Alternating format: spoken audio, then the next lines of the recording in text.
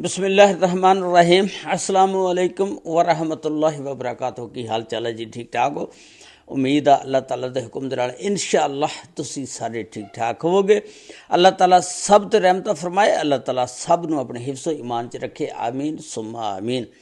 अज दे village दे विच मैं तुहाडे नाल एक इंतहाई अफसोसनाक खबर शेयर करन लगा कि एक 19 साल की नौजवान कुंवारी लड़की एक अपनी सहेली दे प्यार दे विच एवें फस गई कि वो सुबह 7 बजे घरों निकल जाती है और घर बहाना ला के जाती है कि मैं अपने ताए दे घर चलनी हाँ, और फिर वो 4 दिन गायब रहिंदी है। 4 दिन जिस वेले गायब रहिंदी है, उहदे वालदैन पिछों बड़े परेशान हो जाते हैं, उन्होंने हर जगह लभदे ने लेकिन वो लभदी नहीं। फिर उसकी की सारी तफसीलात क्या बनया उदा अज दी इस वीडियो दे विच मैं तुहाडे नाल शेयर करांगा। ये वाक़या जिहड़ा 16 जनवरी नूं रवाद दा इलाका आ, उत्थे एक बस्ती खोर दा उत्थे दा यह वाक़या आ। उत्थे एक फैमिली दा सरबराह रहिंदा जिहदा नाम अशफाक अहमद, और उस लड़की दा नाम असी आरजी को रख लैंदे आ फजर। उस लड़की का आरजी नाम फजर जिहड़ी आ, वो सुबह 7 बजे घरों जिस वेले निकलती आ, घर अपने कह के जाती है कि मैं ताए दे घर चली हाँ। उत्थों निकलती है, निकल के सीधी ना इस्लामाबाद G9 सैक्टर दे विच एक AB गैसट हाउस आ, उत्थे पहुँच जाती है। उत्थे उहदी एक सहेली रहिंदी हुंदी आ, ते जदों घरदिआं नूं पता लगदा कि बच्ची ताए दे घर नहीं हजे पहुँची, वो किहड़ी जगह ते आ, कित्थे आ, घर दे बड़े परेशान हो जाते हैं। सारे लभने शुरू कर देंदे ने, रिश्तेदारां दे अगे पिछे सारा गली मुहल्ले दे विच वो लड़की नहीं लभदी हैगी फजर, ते बड़े परेशान हो जाते हैं। फिर ना ये की करते हैं कि 22 तरीक नूं तुसीं देखो जाके इन्हां ने फिर एक FIR थाणा रवाद दे विच दर्ज कराई कि साडी बच्ची जिहड़ी आ ओह गुम गई आ, किसी ने अगवा कर लिया, उन्होंने लभदी नहीं हैगी। हुण पुलिस जिहड़ी आ की करदी आ, उत्थे अपनी तफ्तीश का आगाज़ करदी आ। इस मुकदमे का जिहड़ा मुद्दई बनया ना, उहदा वालद अशफाक अहमद बनया। हुण पुलिस जिहड़ी आ उहनूं पुछदी आ कि उहदा मोबाइल नंबर की आ। उहने उहदा मोबाइल नंबर भी फजर दा दस्सिया, लेकिन वो मोबाइल नंबर जिहड़ा सी नहीं सी चल रहा।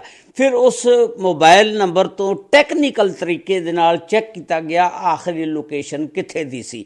ओह G sector Islamabad AB guest house दी आ रही सी। पुलिस ने 21 तरीक नूं रात नूं 12 बजे तो बाद सुबह 22 हो गई ना, उत्थे जाके इस्लामाबाद G9 सैक्टर दे विच AB गैसट हाउस दे विच जिस वेले छापा मारिया, ते उत्थों यह लड़की जिहड़ी आ अपनी सहेली दे नाल लईए निकल चुकी सी, लईए पहुँच गई सी। ते पुलिस ने उत्थे जिहड़ा बंदा सी, जिहड़ा मुखबर सी, उन्होंने जरा फड़ लिया, उन्होंने ट्रेसिया, कालां तो पता लग गया ना, वो भी नाल विच मुलवस सी। वो एक मिनट की खबर दे रहा सी। उस बंदे ने जिस वेले फड़िया, उन्हें दस्सिया कि वो इत्थों लईए वास्ते निकल गईयां ने।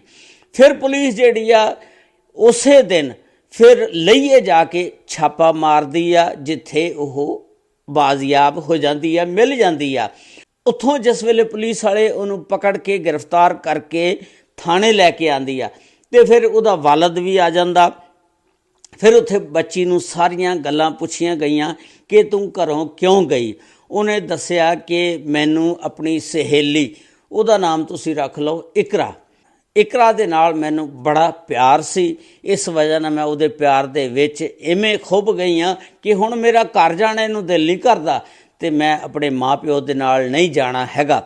उहदे वालद दा बयान आया पुलिस नूं दिता, जिहड़ा उन्हें कि ये मेरी लड़की दे उत्ते किसी ने काला जादू कर दिता, जिहड़ी वो इस राह दे उत्ते चल पई आ।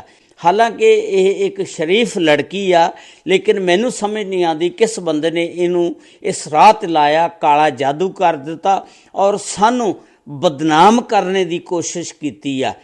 ते अगों जिहड़ी ओह सहेली आ, उहदा बयान जिहड़ा वो ये कहंदी आ कि इस सहेली नू इत्थों तक लियाउणा, उहनूं अपने कोल लैके पहुँचाना ਔਰ ਅੱਗੇ ਲਈਏ ਲੈ ਕੇ ਜਾਣਾ, ਇਹ ਸਾਰਾ ਸਿਸਟਮ ਦੇ ਵਿੱਚ ਮੈਂ ਸ਼ਾਮਲ ਸੀ ਔਰ ਮੈਂ ਇਹਨੂੰ ਵਰਗਲਾਉਂਦੀ ਰਹੀ।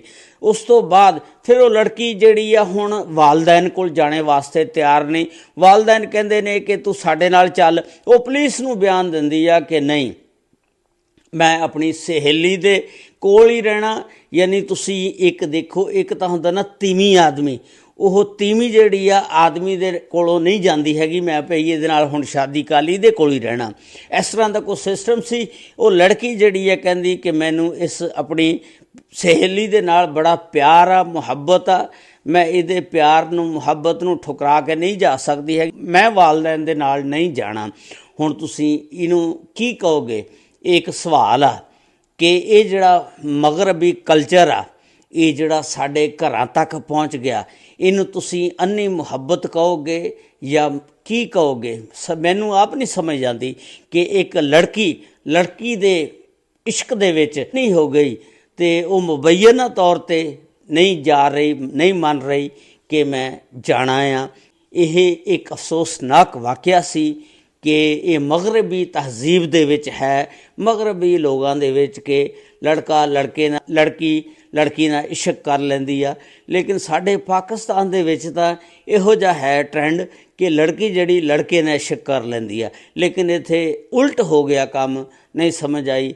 ਅੱਲਾਹ ਤਾਲਾ ਇਹੋ ਜਿਹੇ ਬੁਰੇ ਵਕਤ ਤੋਂ ਆਪਣੇ ਆਪ ਨੂੰ ਬਚਣ ਦੀ ਤੌਫੀਕ ਅਤਾ ਫਰਮਾਏ ਔਰ ਹਰ ਇੱਕ ਦੀ ਬੱਚੀਆਂ ਦੀ ਇੱਜ਼ਤ ਨੂੰ ਮਹਿਫੂਜ਼ ਫਰਮਾਏ। ਅੱਲਾਹ ਤਾਲਾ ਸ਼ੈਤਾਨ ਦੇ ਸ਼ਰ ਤੋਂ ਮਹਿਫੂਜ਼ ਫਰਮਾਏ। ਅਸਲਾਮੁ ਅਲੈਕੁਮ व रहमतुल्लाहि व बरकातुहू।